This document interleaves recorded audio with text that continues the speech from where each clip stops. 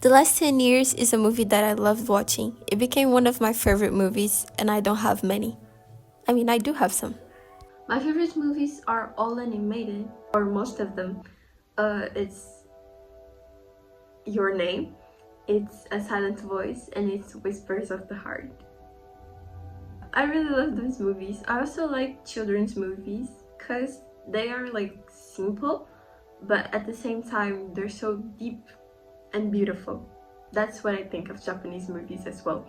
The way they choose to tell a story, it's kind of different from what I'm used to, but you go to something with a simple premise, but then you realize that it's way more than you thought it would be, and sometimes it doesn't even end up the way that you thought it was going to, but they add, not in a too much way, they add things that my mind didn't thought of. So I just love it. Also the colors, the aesthetics, the shots, everything. Now, of course, I haven't seen all Japanese movies that exist, so I'm just talking about the ones that I saw.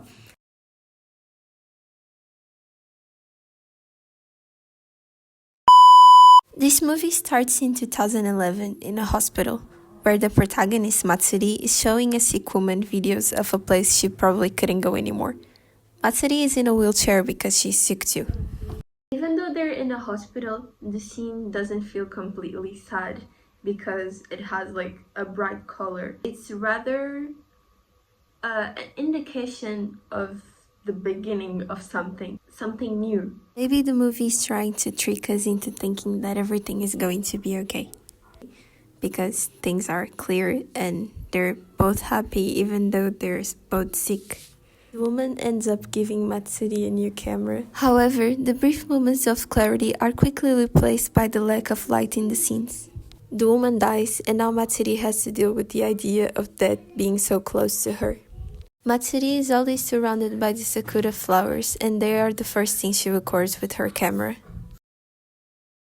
Now, according to my friend Google, the sakura flowers mean life and death, beauty and violence. I can see why these flowers were present during most of the movie, especially the life and death part.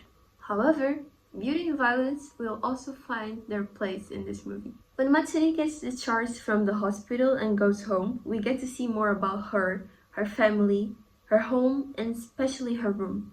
The feeling that I got while seeing Matsuri go into her room was that she was entering a room that wasn't hers anymore, but rather of a version of her that she was trying to come back to. It's also in her room that we find out that she has pulmonary arterial hypertension. It has no cure and she can die at any time. However, she has about 10 years to live. You see the name? 10 years to live? Okay. During the initial parts of this movie, the difference between Matsuri and her friends is really emphasized. It's like everything and every person is telling her that she's different now, but without even her realizing they're doing that. I mean, she did spend some time in the hospital. Now, her friends are grown-ups. They have jobs. They have kids. You can definitely tell that they're reliving their lives, but she didn't have that opportunity. When Matsuri goes to a school reunion, her father is the one who takes her there. And this once again shows that she's not grown up like the others, regardless of the time that has passed. The actions of the ones that were around her were like whispers that were actually yelling that they care about her, but they're also afraid and don't know what to do. I mean, how should you act like when your friend goes through something like that? You want to help but not overwhelm. You want to give advices, but the right ones. You want to be there for them. That's what I would want to do. There's also a long list of fears. The fear of not being able to help, the fear of saying the wrong thing, the fear of not understanding their thoughts and letting them go through that alone. But the biggest one, the elephant in the room, the fear of losing them. Life was happening while she was stuck for a very long time. And it wasn't her choice. It just happened to her. In the school reunion, Matsuri meets Kazuto, her old classmate. He also felt stuck in life. They were both walking in a different speed compared to the others, and we can see that portrayed perfectly in the scene where the other classmates go to drink more, but they both stay behind.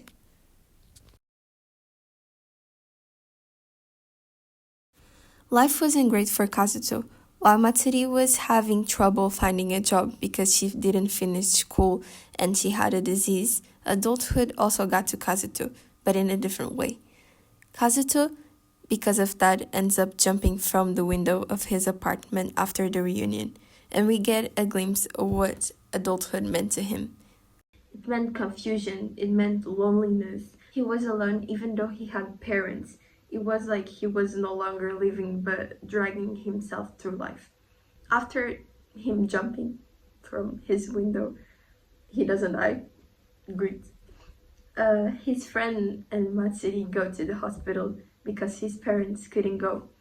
So when Matsuri sees that Kazuto is willingly choosing to die, it's like she gets mad, because how can this man choose to die when I'm here fighting for my life, a life that it's a present, a life that it's something I don't have a choice. I want it so bad, even though it doesn't want me back.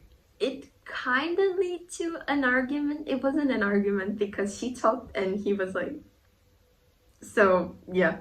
But after that, Kazuto's friend, after he gets out of the hospital, Kazuto's friends helps them get through it. And after talking for a while, they kind of become a source of inspiration for each other. So we see them both get in this mindset. Okay, let's both do our best. But Matsuri doesn't tell him that she has a disease. Oh, and I forgot to tell you, but when Kazuto was leaving the hospital, Matsuri was there with her mother, so she ends up lying. And I understand. If she told him, maybe things would be different. If she told him, maybe things would be the same, because he would start to act like everyone else around her. She would get to be herself and not her disease when she was with him.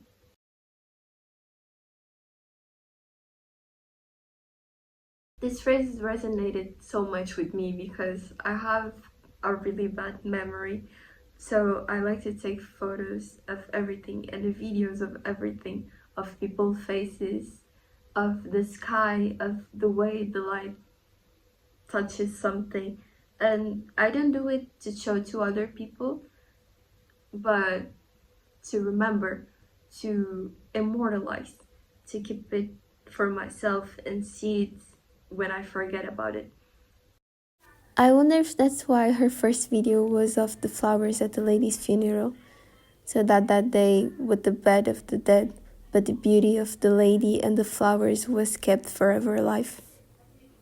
By filming the flowers at the funeral, it was like she was immortalizing the idea of her. It was like she was immortalizing the beauty of the flowers and the beauty of the memories she had with that lady. Photos and videos have the power of bringing back memories and small details and tell stories, and that's why I love it so much. But now go back to the story. So Matsuri and Kazuto try to gain their lives back. They work, which is kind of the first adult thing you can think of. Kazuto starts working in the place where him and Matsuri became friends, and Matsuri, with the help of her friend, starts working in a writing job. She records things to remember and immortalize them. She's living till the last minute, but Kazuto is just starting to live his life. Later in the story, Kazuto ends up developing feelings for Matsuri, but when he tries to demonstrate them, she avoids it. Avoiding girls? Rise up! Let me explain the thought process of an avoidant person, at least for me, in one phrase. I will never start something that I can see the end of. Now you can do whatever you want with that phrase. Okay, So we're getting to my favorite scene of this movie, so bear with me. To show his affection, he offers to help her clean the dishes after a gathering that they had with friends. He grabs her hands that have soap in them, which she obviously used as an excuse to push him away. Because why would he want to touch the hands that are wet? But he did it anyways. And that's it. She wants someone to hold her hands full of soap, but she doesn't want them to get wet. Matsuri believes that there is not an end where she doesn't end up hurting Kazuto, an end without violence. The disease itself was already violent, but making other people suffer would be even worse. It was violent to her body, but also to her mind. However, he always fought to show her that he will hold her no matter how wet or uncomfortable or scary it could get. Imagine what she must have felt. She must have felt fear. Maybe fear of being hurt, fear of leaving him too soon, fear of the time, but especially fear of wanting not to die. Because that's the thing she truly wanted to avoid. But acknowledging it would make it even more scary. There's a moment in the story where she tells her parents that she doesn't want to do the surgery. But in that moment, it feels like she's saying, it's enough. There's no more strength in my body or my mind to continue fighting and seeing all of you getting hurt and tired because of me.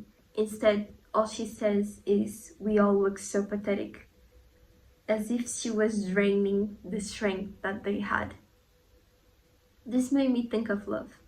Her family certainly loved her, and that's why they were doing everything they could to help her. Even if it was tiring and hard, what she did was mean, of course, no doubt, but it wouldn't make her family stop loving her, because you can't deserve love. Love is something that you give for free, not something that you buy.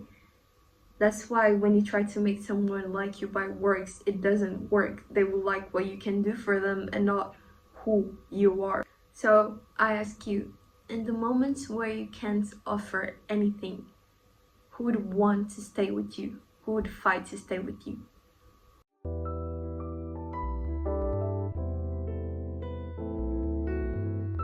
In the end, there's things that don't have a solution.